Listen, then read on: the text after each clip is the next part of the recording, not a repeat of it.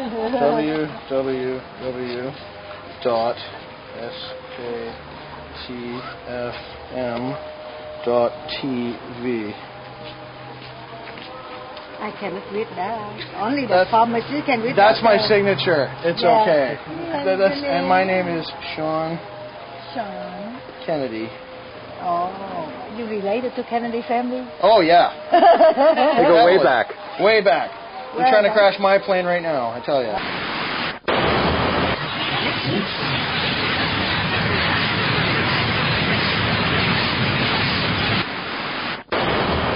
Hey, how's it going? My name's Sean Kennedy. This is fucking man. This is the latest issue of Brainwashing. So here we are. We got some decent video production going on here. A special shouts to Sumerian and all the wonderful gear he's bought. He spent a lot of bucks to get some decent processing power so we can bring good product to you, the viewer. Isn't that awesome? I'm currently wearing, sporting in my motif, my I Am a Corporate Whore t-shirt. Actually, it's a lie. I don't have a corporate whore t-shirt. This is Sumerian's I Am a Corporate Whore t-shirt, which you can get your very own I'm a Corporate Whore t-shirt from angryshirts.com. Now, you'll notice that there's going to be websites appearing right about here throughout the entire film. And the reason why that is because, well, we're selling out. We're going for all the money we can. Fuck you, man. No, well, the reason why we're doing it is because most of the stuff is in-house. The music you hear is from Sumerian's band, which you're going to be able to get music off of mp3.com, which is all the stuff's going to be able to be downloaded. It's very, very cool. Let's see what else is going on. This issue, we got a bunch of groovy stuff. We got a bunch of stuff that I did in the past, because we've been meaning to do video for a long fucking time, and I just haven't been able to pull it off. We haven't been able to get the gear together to do it, and the last one I shot on my little quick cam at work, going, and it was cool, and everybody really ate it up, so Sam went, fuck yeah, man, let's do it. Let's just make this an episodic thing where, like, you know, once a month or whatever, we could try to get one out to you guys and go from there. It'll be very fucking cool, and this is what we're going to be filming when we go down to Burning Man. We're going to have Sean K at Burning Man, and we'll be able to do, you know, I'll bring you worldwide coverage. I've become a media icon, you know, I don't know, fuck, whatever. But anyway, so there it is. So to start things out right, I guess what we're going to do is we're going to talk about, let's see, what would be the first thing we're going to put on here? Let's put on the Elohim. Yes, the Elohim. Now, these guys are a bunch of fucking shithawk weirdos who believe that there's this race car driver, right, he's driving along, and he sees, off to the side, oh my god, there's aliens over there, and there's a little spaceship, and they all flew him back to their home base on fucking Planet 9 or whatever, and they told him that all the prophets and Mohammed and shit are all like robots, and he has to bring the truth to the people. Does this sound confusing? Are you confused? I was confused too. What's really confusing is how they use their symbol as a little Star of David with a swastika inside of it. Very popular. That got a lot of votes. What you want to do, though, is, anyway, you'll see these guys. These guys talk about cloning the Elohim, you know what I mean? And they're the guys who've been on Slashdot lately talking about cloning, and we're opening our own cloning institute for helping of the Elohim. They're a fucking cult, and they're a kind of a dangerous cult because they have their own little marriages and shit like this that's all very open and such. After doing some research into them, they're a little bit freaky, very fucked up UFO cult. Not nearly as fucked up as, say, Scientology, but still pretty fucked up. And the only reason why they're not more fucked up is because their logic is so incredibly fuck-sword, it's not even funny. So a while back, what happened was I was working as a security guard, walking around this parking lot, making sure shit didn't get stolen. That was my cover when I wasn't, you know, a deep internet fucking DJ. You know, I pose as a security guy. So what happens is I'm walking around the parking lot, and there's all these pamphlets tucked in the windows, you know? And I'm like, fuck. So I go and I take a pamphlet, and I look, and it says, The True Face of God. The True Face. And I'm like, fuck. Who doesn't want to see the true face of God? So I go and I find out. Now, you'll get on the thing, we got some video footage of the actual pamphlet I saw. And it scrolls down, and you'll be able to see the pamphlet. But it's very, very cool, very much fun. And what I did is they were having a meeting where you could go and ask questions. So, far be it from me to not go to one of these meetings. And I think I discovered the truth behind the Elohim. What say they're right? What say they really do exist? What say these people actually do exist on the outside realms? I have discovered that the Elohim are actually getting very close to turning us all into another episode of V. That's right, that old lady's episode. Elohim V. You make the decision. The true face of God.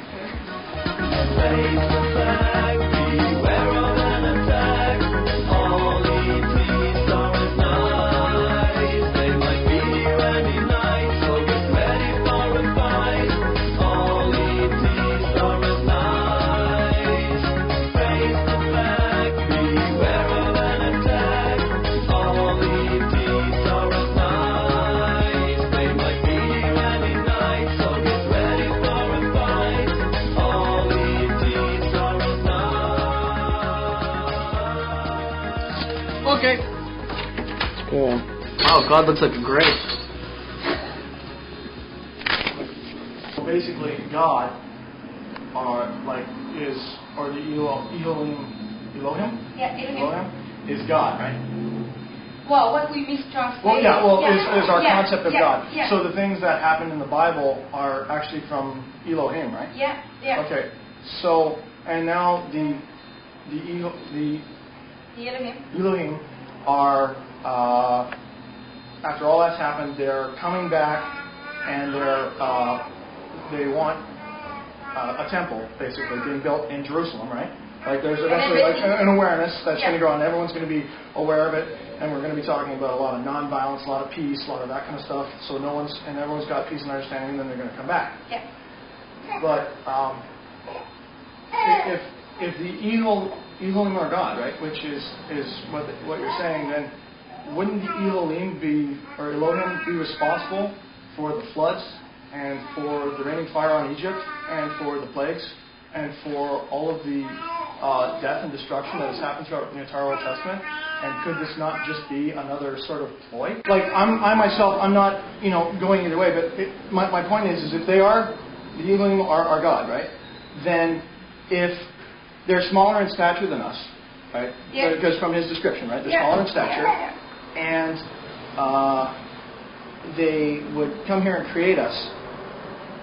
And if they tried, like if there was any kind of, like there's a lot of things on earth that a lot of people might want. And I'm just thinking that if these guys were to come here and like, if in the Bible the Elohim, because if the Elohim are God, and then the Jews and everybody are saying, yeah, and then God rained fire on the cities and like killed thousands of people and sent these angels through the streets killing all the children and all this kind of stuff.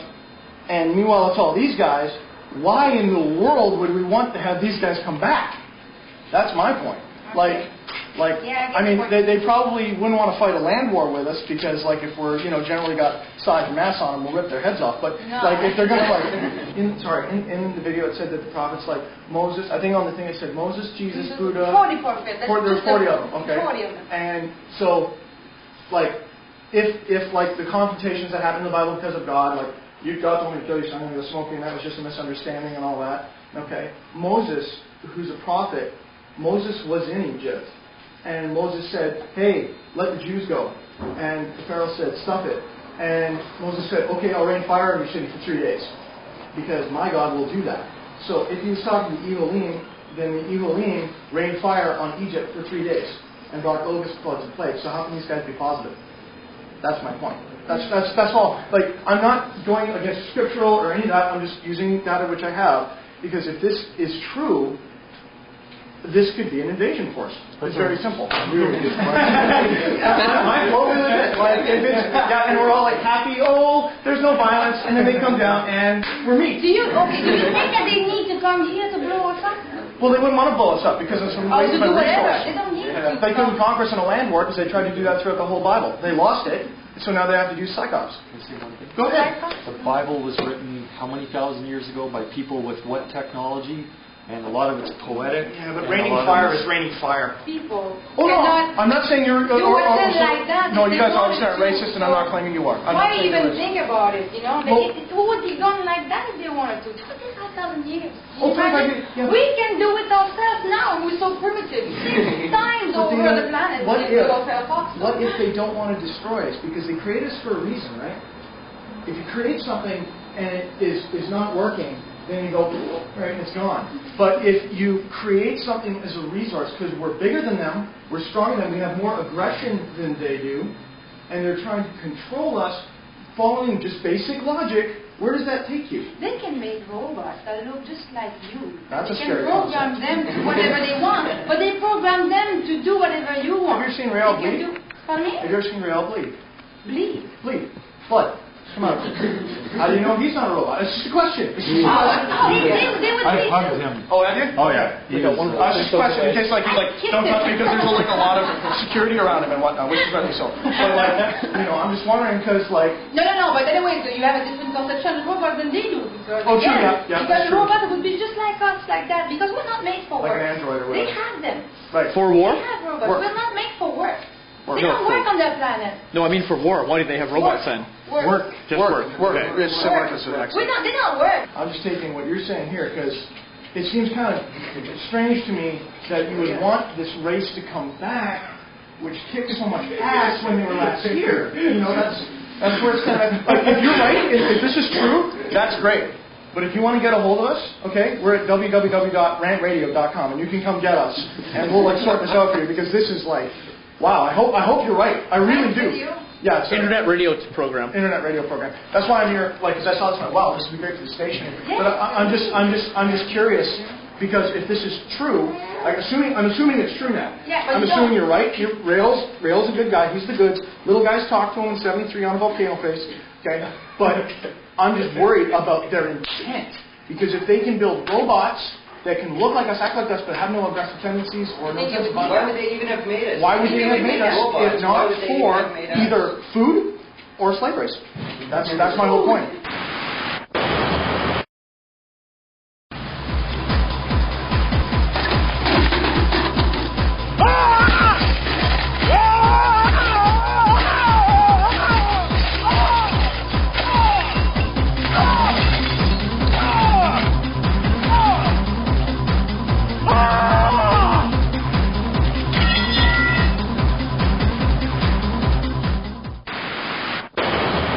Yeah, Elohim. Sure, they're all just cloning, but are we going to be somebody else's fucking dinner? That's what I want to know, okay? You want to check out a little bit more about the Elohim? Here's their website, okay? Go check these assholes out because they think that, and here's their cloning website as well. This is a fucking handy device. A PDA, not required. Anyway, so, PDAs. What you want to do is we can sit there. You never notice I do that? I'll just start going off, and if I don't know what the fuck I'm going to say, I go, we just sit there and we move, and on the other side, we do this. I do that a lot. What's next? What's next is Army surplus gear. It's very important that to be a professional in today's day and age, you have to look the part. You have to look like, hi, I could fix your network, but I could probably kill your family. Best way to do this is do most of your shopping at an Army surplus store. And Army surplus stores are handy that way. So here's an intro for my Army surplus store segment. Woo!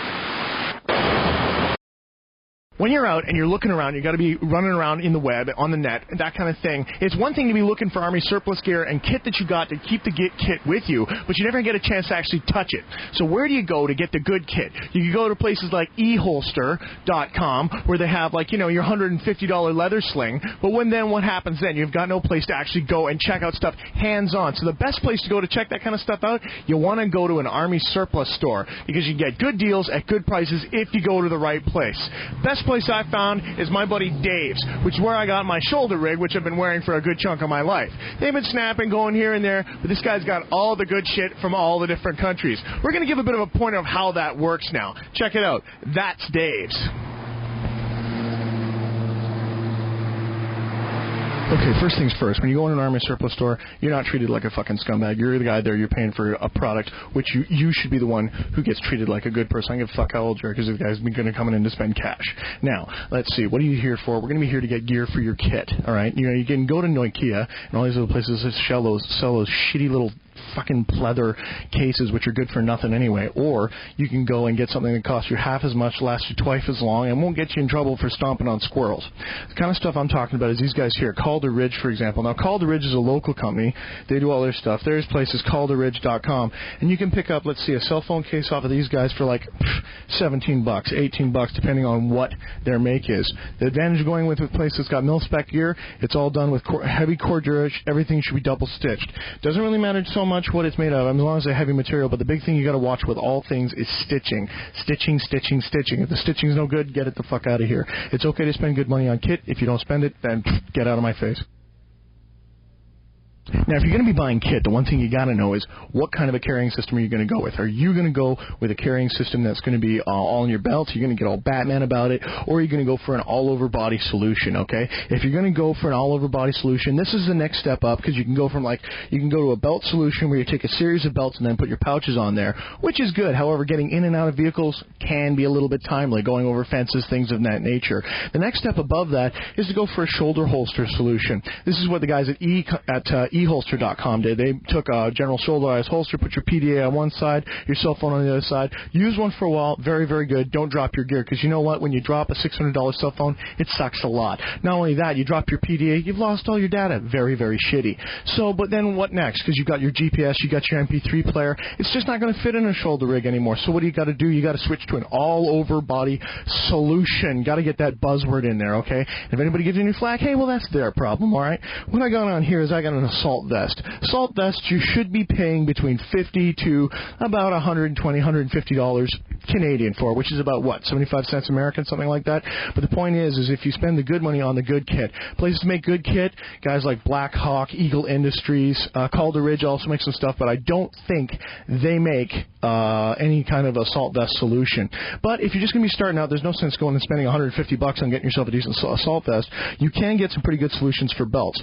A lot of belts come out, have zippers on the inside, so you can put things like handcuff keys, you can get your various lockpick tools, I mean, whatever you really need and keep in there. Usually cash. Cash is king. Got to have the cash in there. If you don't have cash in there, it's going to be no good. Okay, when you're looking at a load-bearing solution, okay, you got to make sure that you're getting something that's a little bit rugged, a little bit more hardcore. Why do you go with mil-spec rather than some shit you buy at, say, I don't know, like fucking Le Chateau? The reason why is because the guys at Le Chateau don't use their gear. The king here is function over form. That's the idea. If you have the fact that you can get some good kit that's military grade, you know it's made for people who run around and shoot other people. So this is why it's a good idea to have kit made that way. This kind of stuff here, this is South African webbing, okay? This is from 1984. The load-bearing system I was wearing before, which was all black, probably pretty hard to see and to tune in on. That's also South African design. These are people who run around in the desert all the day, every day. I mean, African climate's very, very warm. A vest solution is better than a jacket sometimes. You know what? In the summer, you're running around, you're doing a lot of stuff, you get really, really hot. Heat is a killer. Got to keep cryo. You don't keep cryo, everything goes for shit. Okay? If you're going to be buying something, make sure that your kit has got, don't get anything that's too worn through, because if it's going to wear out, that's no good either. And it's okay. And people go, well, I work in a corporate environment. I have to wear, suits and stuff like that, Sean. The solution here is to, A, keep your kit clean and keep it tight.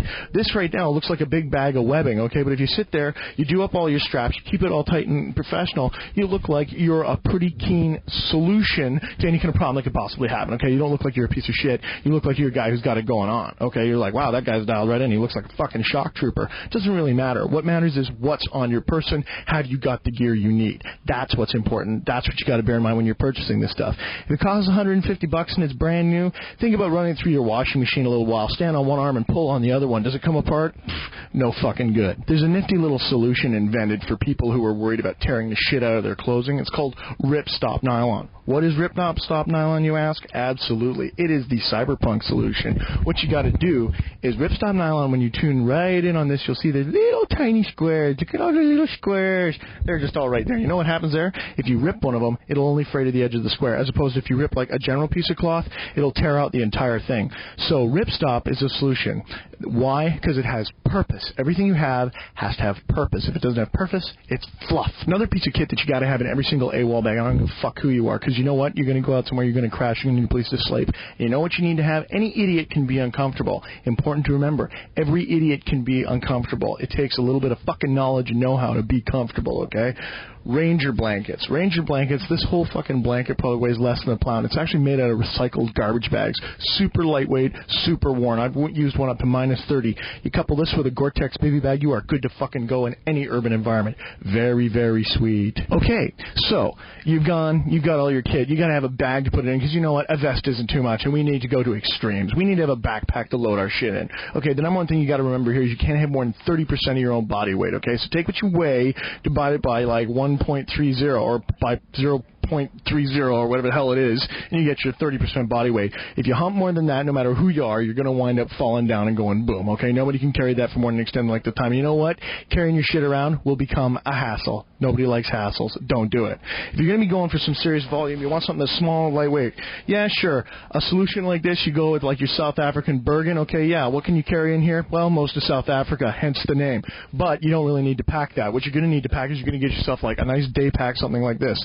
This is a rip-off of the Eagle Industries Becker Patrol Pack. It's what I use. I use the Eagle Industries one. I don't use this one here. Whenever you're looking at a bag, you're checking things like you're checking your strapping on the bag. You're making sure that the shoulder straps can stand up to some decent abuse. You're making sure everything's breathable. You're making sure that the whole works has got an all-over points so that it's not going to go when you put a little wear and tear on it. Bags die. It's what they do. You're going to spend money on kit that you're going to use every day. Here's what you spend it on. You spend it on your boots, you spend it on your bag, and you spend it on a decent tunic jacket. Knives. What about knives? Sean, you got to get a good knife. What kind of knife should I get? What kind of is the knife we should get? Okay, the kind of knife you want to get is very, very important. First of all, the knife's got to feel good to you. If it doesn't feel good to you, it's good for shit. Second of all, it can't send you to jail. Yeah, it's great that you don't wind up bleeding in an alley somewhere, but it's no good to get ass fucked in the shower either, okay? So here's what you got to do. When you're looking at a knife, you could go for something like this, a K-bar solution, but where the hell are you going to carry something like that? Oh, excuse me, officer. No, I'm scared of cardboard boxes and dogs a lot. No, it doesn't work, okay? So you go with a smaller fixed blade.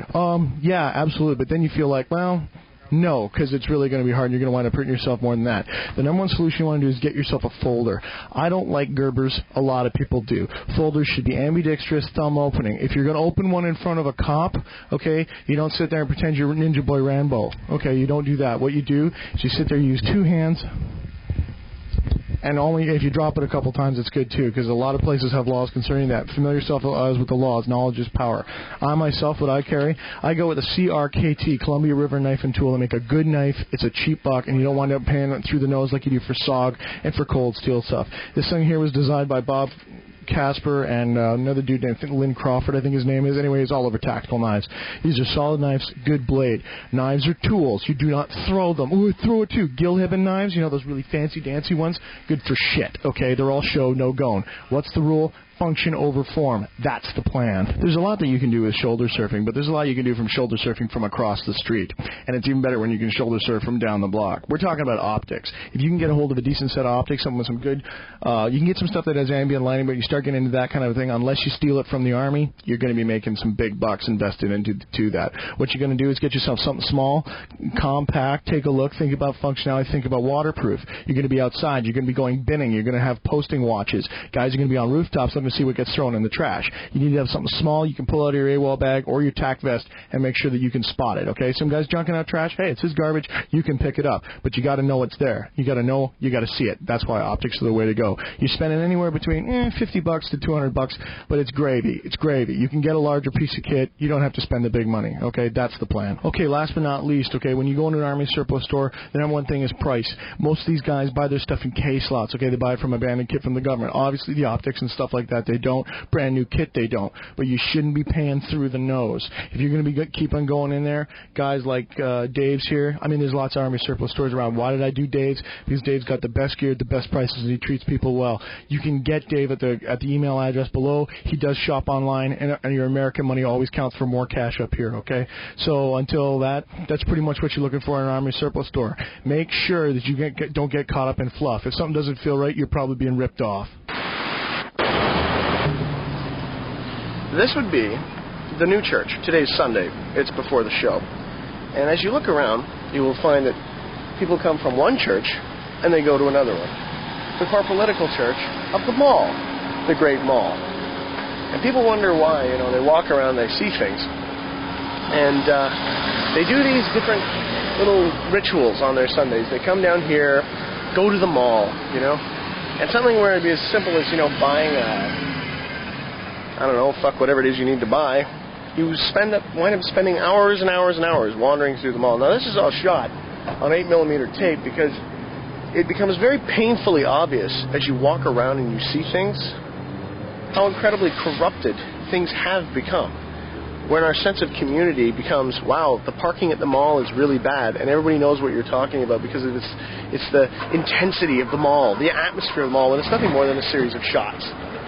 I don't really get that. I don't really understand how that works, and I don't know how we got to that stage when the mall became a social mecca, where the mall became a place to meet chicks.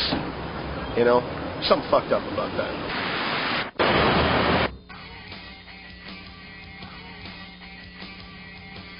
Your living room is the factory. The product being manufactured is you.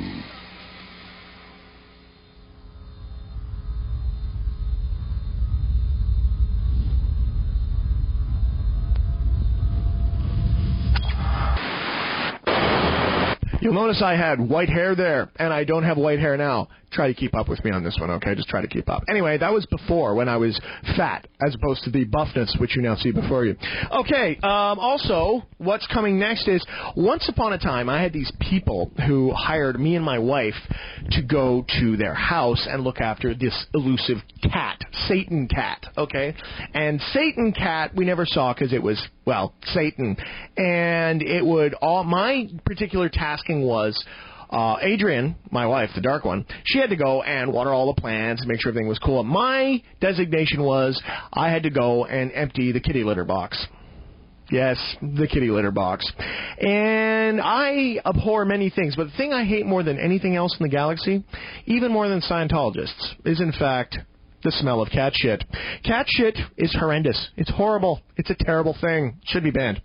So I had to go and filter this out. Now, Sumerian came with me and filmed the experience for your viewing pleasure. Yes, it's Sean K. emptying cat shit. No, it's not what I hate to do in the whole world. You got that wrong. It's the smell. It's the smell. It's the smell of cat shit. The indefinable odor of the feline. Yes, it's true. Maybe we'll see. Maybe today we'll get a chance to sight the small feline, which leaves large clumps of shit, which I was claiming. Which I'm doing for a fee, I might add. Oh, there is incentive. I was wondering why you No, I just fucking get off and come in here picking through gravel for Tootsie Rolls.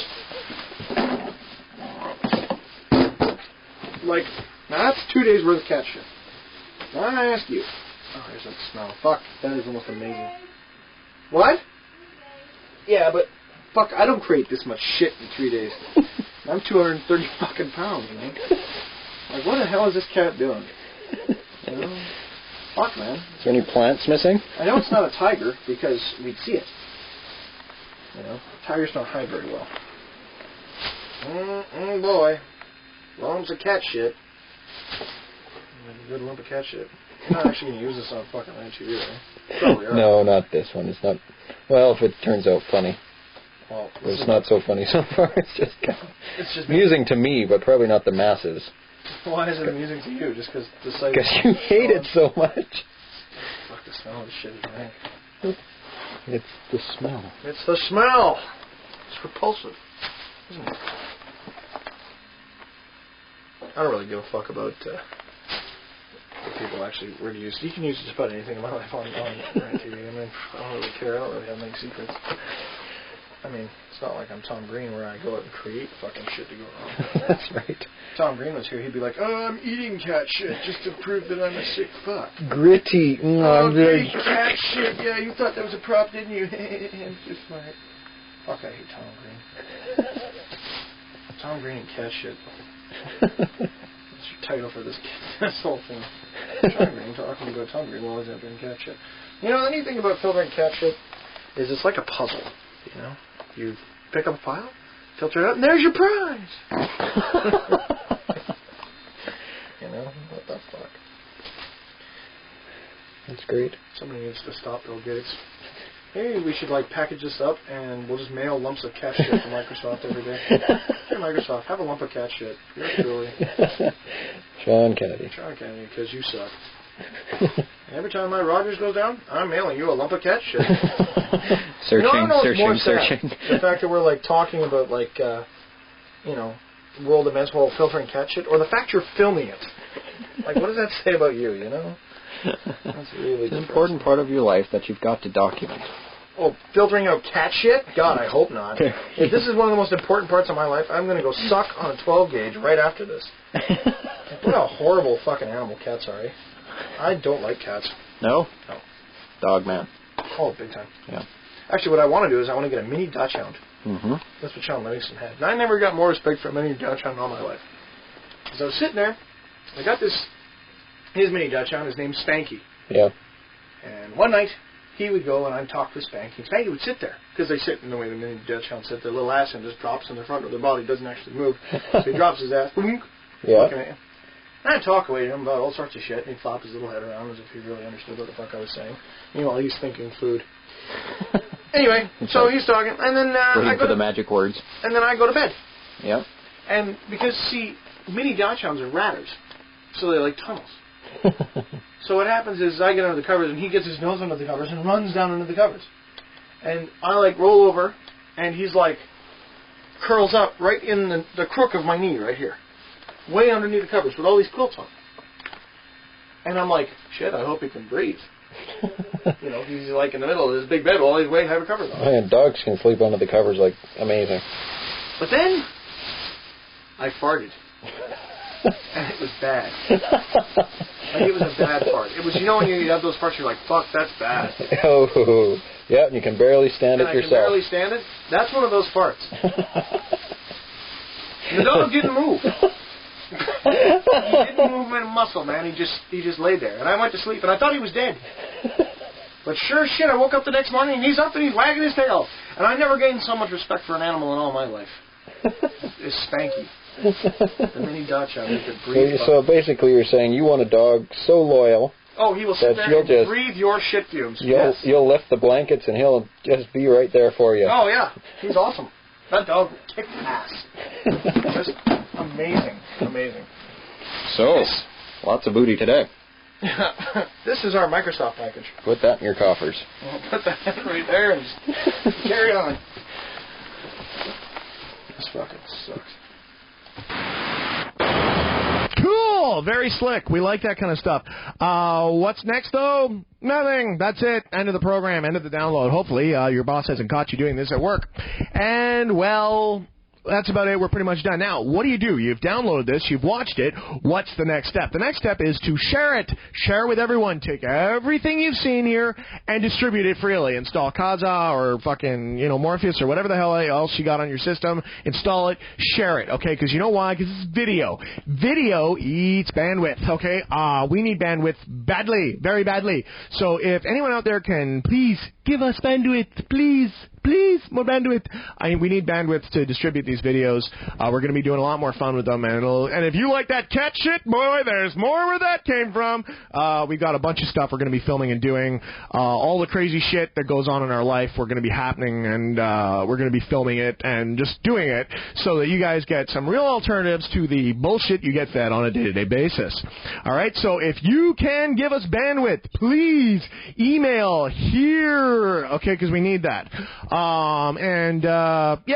Anything else that comes along, you can pretty much look for, keep your eyes open for FTP sites. Later!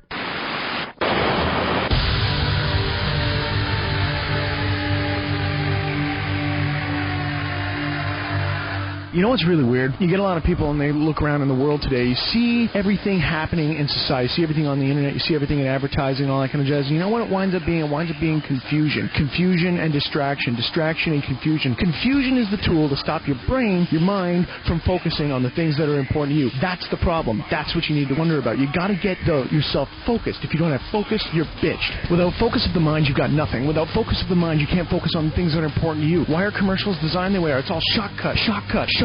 Everything's in on you, right in your face. You can never determine what's important to you. You can never see what's important to you. You can only see what they want you to see. And then, after you've been deeply programmed, after you've been crammed in your little cell for a while, you're bitched. You got nothing you can go with. And then what? Then what do you have, huh? Then you're just lost. You're wandering around. No idea who the hell you are. You got no focus. You got nothing going on in the mind. The mind is important. Your own mind is important. That's what you need to remember. Okay, so how do you do that? How do you purify your mind? How do you keep yourself so your head's clean and clear and you can think? First thing you got to do is shut everything else off. You got to close down all the other things that aren't really important and don't really matter. there. You sit there and you got all this television and wanting and needing, your wants and needs, and wants, and everything gets all fucked up, and you have no idea which is important, which is not important. Stand back, unplug, turn everything off, sit in the dark for a while. Got to reboot the head, man. You got to reboot the head, man, because if you don't reboot the head, you're fucked. You're fucked. And then what? Then what? Then what do you do? You're sitting there, you have no idea what you want, so you have to unfocus. You have to sit there, turn everything off, and then turn it back on and think about who you are. What is it that you want? What do you want out of life? What would other people see if they sat back and watched you for a long period of time? What would be the thing that they witness out of your life? Number one thing you got to remember is how important you are. You got to remember how important your own thoughts are, your own beliefs, your own ideals. Because you know what? At the end of the day, nothing anyone else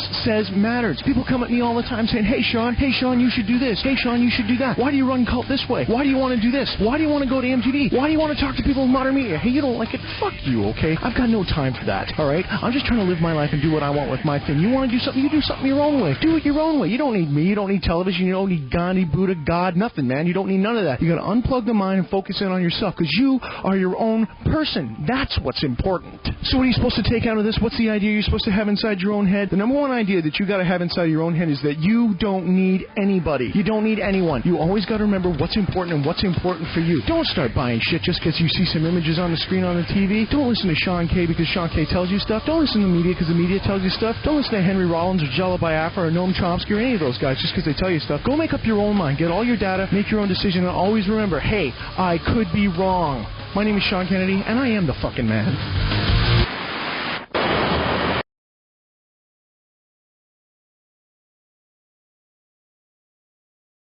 SKTFM.TV. Hit you in the face with a shovel.